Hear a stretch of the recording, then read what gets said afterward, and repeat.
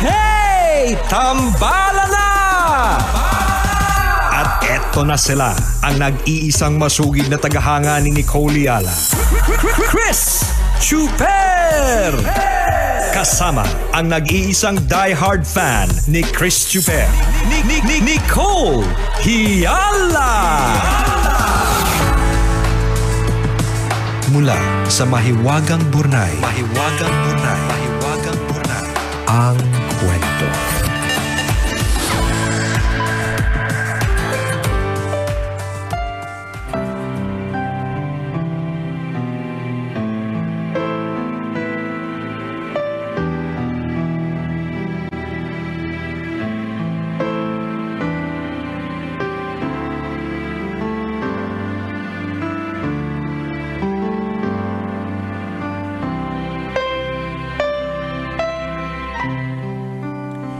Dear Nicole and Chris, itago nyo na lang ako sa pangalang Greg, isang masugid na tambalanista dito sa Tarlac. Malapit na ang araw ng mga patay kaya napapanahon na para ibahagi ko sa inyo ang nakakapanindig balahibo kong karanasan. Kamakailan lang. Yan na naman. Tayo, pagod na po ako. Pagod na Alam po mo, ako. samantalahin na natin itong pagkakataong to. Bakit? Diba? Kasi pag dumating na sinabi na ng doktor, wag nyo nang gugulatin si Nicole. That's the time natitigil kami. Kasi syempre ayaw namin malagay sa alanganin yung buhay mo. So ngayon, habang kinakaya mo pa, namnamin mo pa. Okay. Hayaan na natin. Oh, yan. Teka lang Iko-condition na ba natin? Nag-message lang ako dun sa doktor ko. Hindi, sabi niya pwede. Para alam lang niya. Sabi niya pwede naman. Nakausap ko kahapon eh. Sabi ko, magtatakutan ulit kami bukas. Sabi niya, okay lang, kaya pa nun. Oh, yan. Ano ba yan? May hinihingal na naman sa background eh. Nakakaloka. So ito na nga. Napapanahon na para ibahagi ko sa inyo ang nakakapanindig balahibo kong karanasan kamakailan lang. Ang pakiusap ko lang po kay Chuper, huwag maghuhulog ng ballpen habang nagbabasa si Nicole. Alam mo, walang ballpen dito sa office. Correct ka mang ballpen dito. Matagal nang wala. Matagal na pong lost. Kahit may pangalan. Dapat ang bilin mo kay Chuper, huwag magkakamot. Oo. Kasi pag nagbabasa po ako, tapos nagkakamot siya. Kasi makatimpa ako. Sabi ko nga, mamaya kasumpungin alipo nga. Mamaya tayo mag-ano. Dapat ang sinabi niya, ang pag-uusap ko lang kay Chuper, pagalingin niya.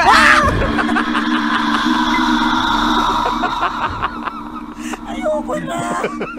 Ikaw na magbasa, partner. Kaya mo yan. Paano ako pipindot? Tingnan mo, ang haba.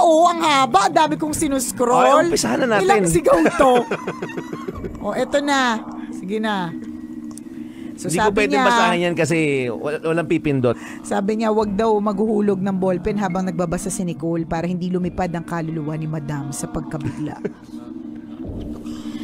Ganito kasi ang nangyari, tambalan. Last year, sumadsad ng malala ang finances ko at nabaon ako sa utang. Minalas ako ng sobra. Kahit anong pagsisikap ang gawin ko, walang patid ang dating ng problema. Out of desperation, naisipan kong maghanap ng Lucky Charms. Baka sakaling sila ang magdala ng swerte sa buhay ko. Nagsuot ako ng Feng Shui bracelets para sa halip na swertehin, pero sa halip na swertehin, lalo akong minalo. Ano? Ano yun? Umuusok yung screen.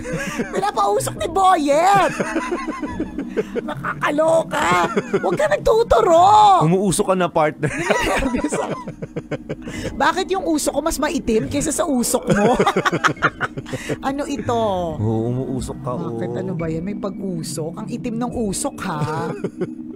Parang ito, ganito yung usok ng sasakyan ko, partner. Yung unang sasakyan ko. Ay naku, huwag ka dadaan sa Buendia. Mahuhuli ka dyan. So sabi niya, parang sa halip na swertehin, lalo ako minalas. Isang araw na ikwento ko sa kaibigan ko ang pinagdadaanan ko. Nag-share siya sa akin ng FB page na nagbebenta ng amulet bracelets. Isusuot mo lang, tapos may mga orasyong Latin na kailangang bigkasin. Tuwing ano ba? Sorry po. Kung hindi niyo po kasi nakikita eh. Pero sa Chuper may mga unusual movement siya na nagugulat ako. Huwag kang gumalaw! Aling ka lang, magpipipindot lang ako dito. Gumagalaw ka na, marami kang movement eh.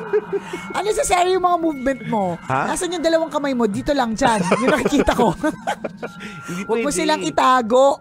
Hindi pwede. Gumagalaw Nagugulat nga ako. O, ayan. Ha? Nagugulat ako mag-isa.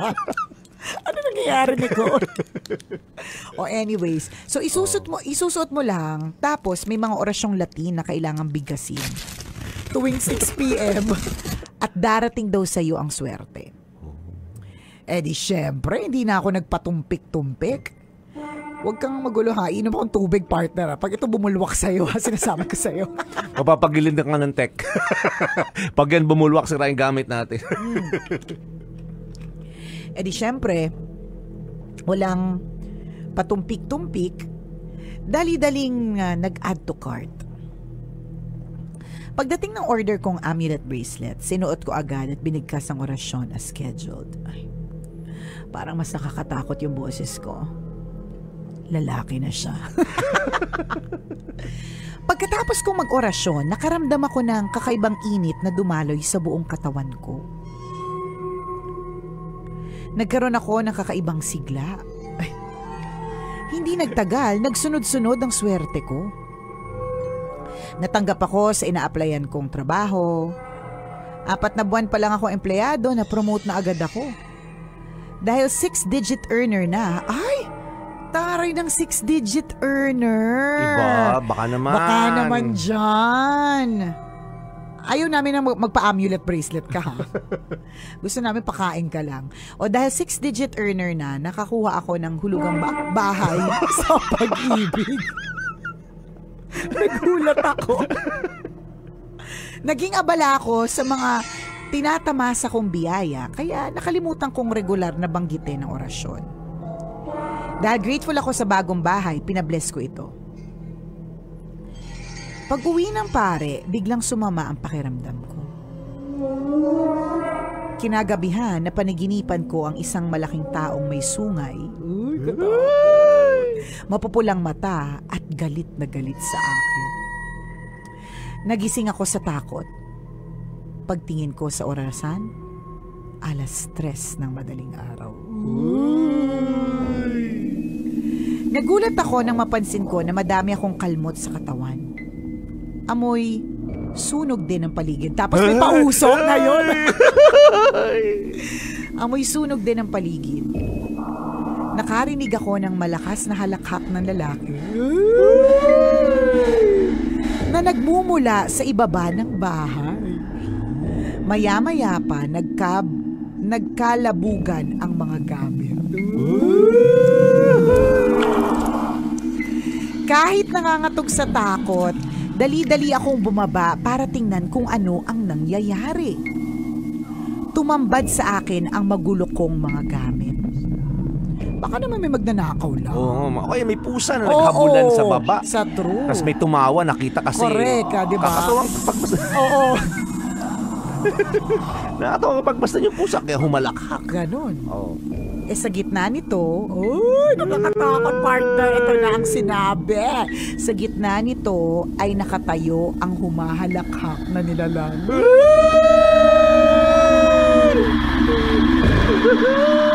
Nakakaloka! Nakatalikod ito, ngunit dahan-dahang humarap sa akin. Alam mo, feeling ko ina-exaggerate niya lang yung kwento. Hindi kaya!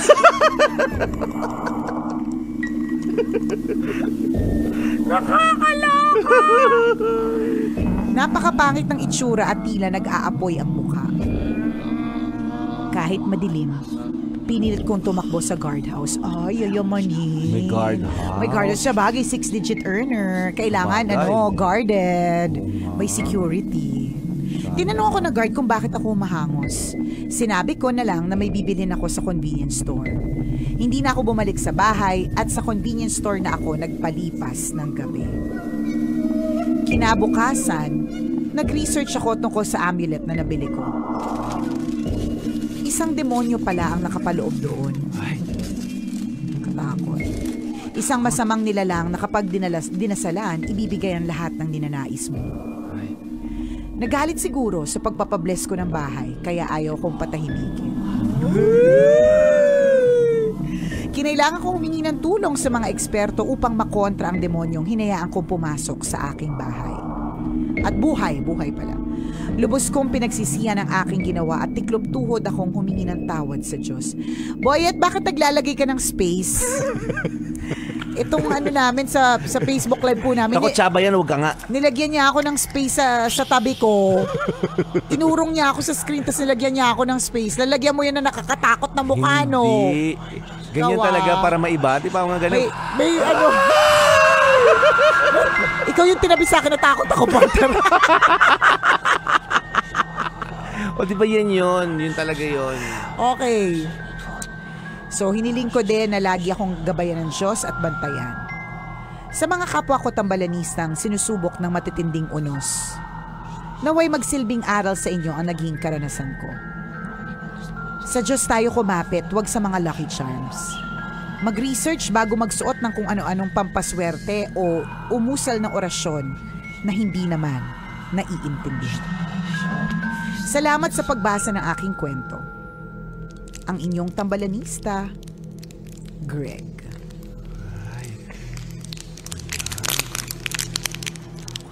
Ano ba to? Bakit may parang mga pawatusi ka? May mga lumalakad sa tuyong damuhan. Oo. Tapos nagpapaputok ng watusi. Ganun yung tunog sa akin sa background music. O, ayan na. Eto na. Ano ba yan? Eto na ang sinasabi ko po sa inyo, mga kabisyo. Huwag kayo masyado nagkakape. Nang hindi kayo laging nagugulat. Yun po muna yung lesson. Uy, nakakaloka ha. Siyempre, partner, ito ay karanasan ni Greg. So, para dun sa mga naniniwala naman, dun sa mga ganyan, diba? Hindi naman natin dinidisregard yung kanilang negosyo or whatever, 'di ba? Yung mga ganon kasi baka mamaya mga negosyante left the may group, 'di ba? May katotohanan naman din kasi yan. Tsaka kung yun yung kanilang tsaka kung inaral nila ganon. Pero ito po ay karanasan ni Greg. Yan. Meron ako. Kasi, wala.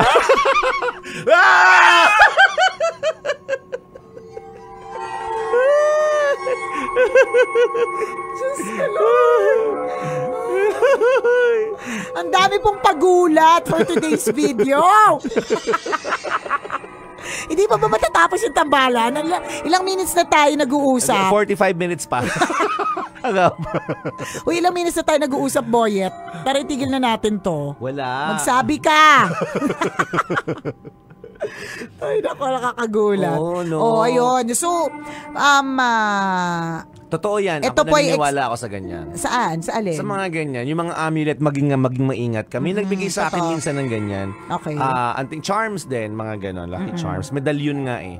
Okay. Ay, Pero, makatakot naman pag medalyon. Oh, pero siyempre hindi ko in-entertain. Tinanggap ko naman. Yan tayo eh. Tanggap lang ng tanggap.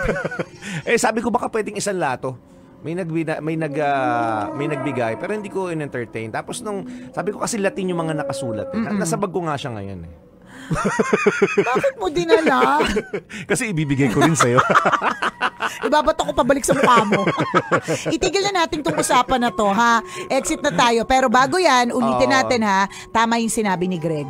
Kapag ka dumadaan ka sa matinding unos, sa Diyos ka kakapit. Yes. Diba? Sa Kanya ka lalapit. Wala kang ibang lalapitan.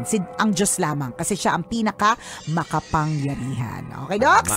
Maraming salamat sa pagtutok ngayong araw na ito. Diyos ko, 2 araw pa yung scary stories. Muli ako po si Nicole Yala. At ako naman si Chris Chuber. Na nagpapaalala, walang matatag na relasyon sa malanding may determinasyon. Yun! Totoo. Mag-ingat po tayo talaga sa mga ganyan na ang purpose nila ay to give whatever. Kasi Hindi natin alam yun nga, yung posibleng naging Check kung dasal. nasa bag Hoy! yun. Wag mo! Ba't mo dinadala? Baka nasa isang bag ko yun. Oo. 3 medalyon yun eh. Sabi niya, bigay mo kay Nicole yung isa. Ay nako, tigilan mo ko. Chocolate lang ang gusto ko tunay na gold. Ayoko na medalyong medalyong may dasal. Kaloka. Oo. Uy, lalo na pag may mga dasal-dasal hindi yan good. Oo, Na parang ang intention ay para sa ganito. Naku, hindi yan good, mga kabisyo. May nagbigay sa akin, sabi niya, sa'yo na lang to ha, kasi pupunta na ako sa abroad. Ba't di mo dalhin? Hindi ko alam. Sige, amin na. Ay, Mga totoo ba ganun. yan? Oh. Ay, nakakatakot naman. Totoo, pero hindi ko in-entertain kasi nakita kong lahat, hindi ko naman naiintindihan. Ay, nakakatakot. Hindi mo Oo. yan, ano tawag doon? Google Translate. Hi, partner! Partner, wow. Oo. Maawa ka sa puso Ay, di baka may ko. interpretation yung mga nanonood sa atin. Ano yung klase? Baka same kami na medalyon. Meron ka talagang dala? Nandiyan nga sa bag ko, Ay, papakita naku, ko sa'yo. wag na. Mamaya, kung ano pa, madamay pa ako dyan. Ayoko nga madamay. Lahat na nakakita ng medalyong yun, no? Oo, lahat na parang bago. Ano ba yun yung pelikula? Lahat na nakakita, Nakita. nasuswerte, tapos mamalasin. Oo, may kaakibat na malas. Uy, no? ayoko ng ganun, di ba? May mga ganun. Ano, Pero ay, hindi joke lang. Oo, di ba? Siyempre yung mga blessings, all they come from the Lord. Kung may mga naman. pinagdadaanan tayo, mga unos, kailangan mo yung daanan para matuto ka. Mga ganun. Natin sinasabing, galing rin yan sa Diyos, pero ang sinasabi natin is, alam ng Diyos yan. Yun. Correct, So, correct. yung nangyari kasi kay Greg, parang nagdepende siya sa ibang nilalang or sa Ibang ibang paraan. 'di ba, para sa kanyang mga problema. Hindi dapat ganoon. And yun yung magandang in-impart ni Greg sa atin. Ayan. Totoo yun. Akala ko sinabi ni Greg na hindi na ako umuwi ng bahay. Baka naman, pwede mo namang ibenta yan sa Kaya namin magpaalis sa masasamang espiritu. Ay, hindi na rin. Sa'yo na lang yung partner. Ingay pa lang namin mag-aalisan na Ay, yan. hindi na partner, sa'yo na. Kung meron ng gugulo ng gamit lagi, tapos may pagbabaga-baga, may pag-amoy sunog, hindi na sa'yo na. Kahit gaano kalaki yan. Ibang dilat mo sa kisame, nandun din siya sa Nandun siya, kisame. di ba? Pero malaki bahay mo. Ay, Pero 6-digit earner ka. Pwede din. Ay, hindi rin. Balak. Ano ba yung 6 digit? 6,000 ba yun? Ewan ko. Hindi tayo nakarating dyan. O siya, salamat mga kabisyan. Thank you, Greg, for sharing your story. Well, keep on praying. Yun lang yun. yun naman ang pinaka-importante issue sa magdadasal And at magdadasal. strengthen your faith. Kailangan natin yun. Isang malaking check ng pink na ballpen. O siya, exit na po kami. Muli ako po si Nicole Ayala. At ako naman si Chris Chuper. Bye-bye!